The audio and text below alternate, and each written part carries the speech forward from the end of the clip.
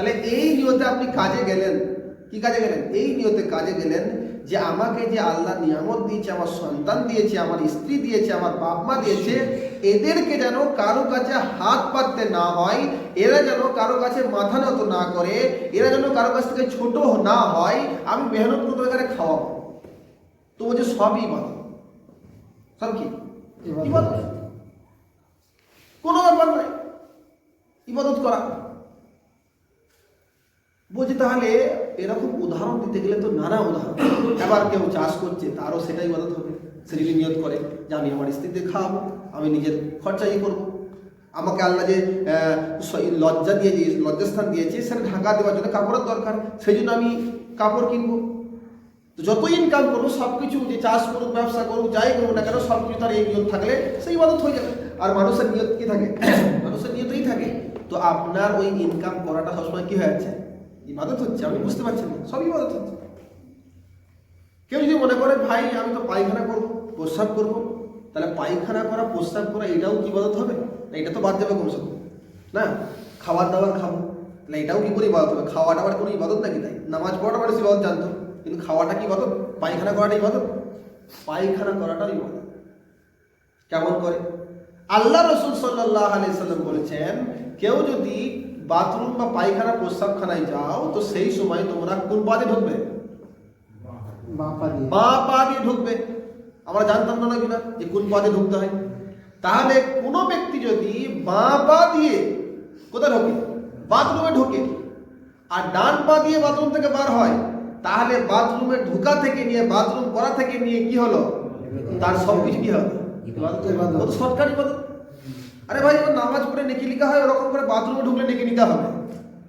এটা আমি মিথ্যা কথা, কোনো গল্প শোনাচ্ছি না, সত্য কথা শোনাচ্ছি। নেকি লিখা হবে, বা সব পেলাম, আমি বাথরুমে ঢুকলাম, সব পেলাম। কখন সব হবে? যখন কি সিস্টেমে ঢুকবো?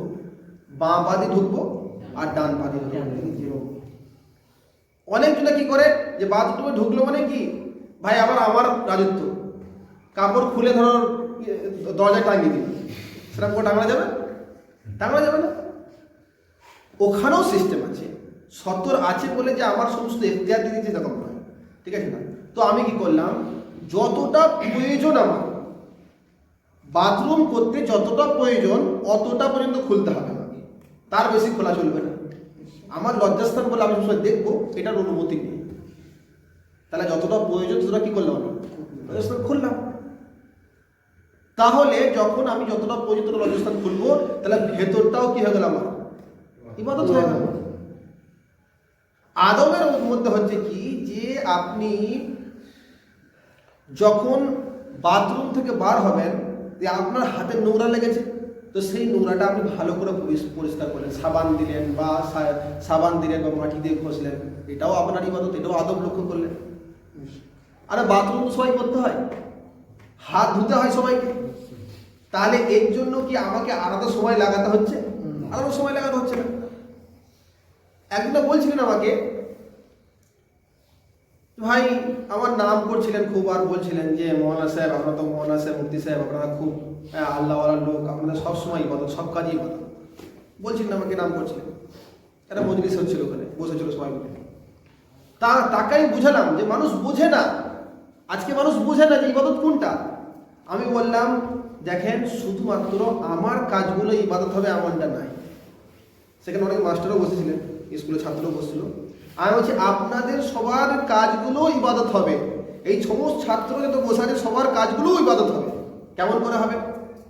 একটা ছোট ছেলে তার বাপ তার ব্রেনের মধ্যে ঢুকিয়ে দিয়েছে যে বাপ তুমি স্কুলে পড়াশোনা করবে, তুমি মাস্টার হবে, তুমি ডাক্তার হবে, তুমি ইঞ্জিনিয়ার হবে।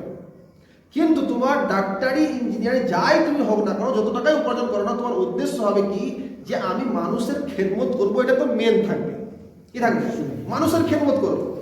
আরে বাংলা ভাষা শুধু আরবি ভাষা দিয়ে মানুষের খেদমত করা যায়? বাংলা ভাষাতে করা যায় না?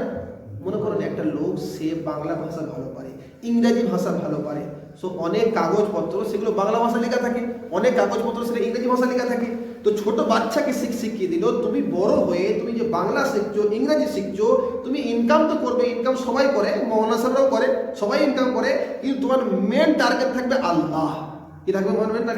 আল্লাহ, যে আল্লাহকে রাজি খুশি করার জন্য তুমি ডাক্তার হবে, আল্লাহকে রাজি খুশি করার জন্য তুমি মাস্টার হবে, তুমি বাংলা শিখবে, তুমি মানুষকে ভালোভাবে বাংলা শিখাবে, মানুষকে বলবে, বোঝাবে, ইংরেজি শিখবে যাতে করে দিনের খেদমত করো তুমি। এই নিয়তে কোনো ব্যক্তিকে কেউ তার বাপ ডাক্তার বানালো, কোনো ব্যক্তিকে তার বাপ মাস্টার বানালো, তাকে বাংলা শেখালো, তাকে ইংরেজি শেখালো, তাকে অন্য কোনো ভাষা শেখালো, তাহলে বলেন এবার আমি বলছি ওই যে ছোট বাচ্চাটা, যে একটা বাচ্চা সে মাদ্রাসায় টুপি মাথায় দিয়ে পাঞ্জাবি পরে যেমন ভাবে সে মাদ্রাসা যাচ্ছে সে সব পাচ্ছে, যে স্কুলের ছেলেটা যে প্রাইভেট টিউশন যাচ্ছে সে সব পাবে না, এমনটা নয়। সেও যখন কষ্ট করে ঘাম ঝরিয়ে যখন টিউশন গিয়ে পড়াশোনা করে আবার ফিরে এলো, সে যেমন কষ্ট মেহনত মুজাহাদা স্কুল যাচ্ছে, কলেজ যাচ্ছে, যা কিছু যাচ্ছে, তার টার্গেট কি? যে এই শিক্ষা দিয়ে মেন ইনকাম তো হবেই, কিন্তু মেন আমার টার্গেট থাকবে যে আমি আল্লাহকে রাজি খুশি করাবো। এই আমার যোগ্যতা দিয়ে করতে পারে কি পারে না? পারে। তো তার জীবনে যত কলেজ গেছে, স্কুল গেছে, যত প্রাইভেট টিউশন গেছে, যত কিতাবপত্র কিনেছে, খাতা কিনেছে, সমস্ত কিছু সব হয়েছে, বলুন সুবহানাল্লাহ। তার যদি নিয়ত ঠিক থাকে যে আমি আল্লাহর জন্য করবো, তাহলে পুরো লাইফটা, আমি কিছু উদাহরণ দিলাম, পুরো জীবনটাকে, পুরো সময়টাকে, পুরো ঘন্টাগুলোকে আল্লাহর ইবাদতে কাটানো সম্ভব কি সম্ভব? সম্ভব, সম্ভব, কোনো ব্যাপার না।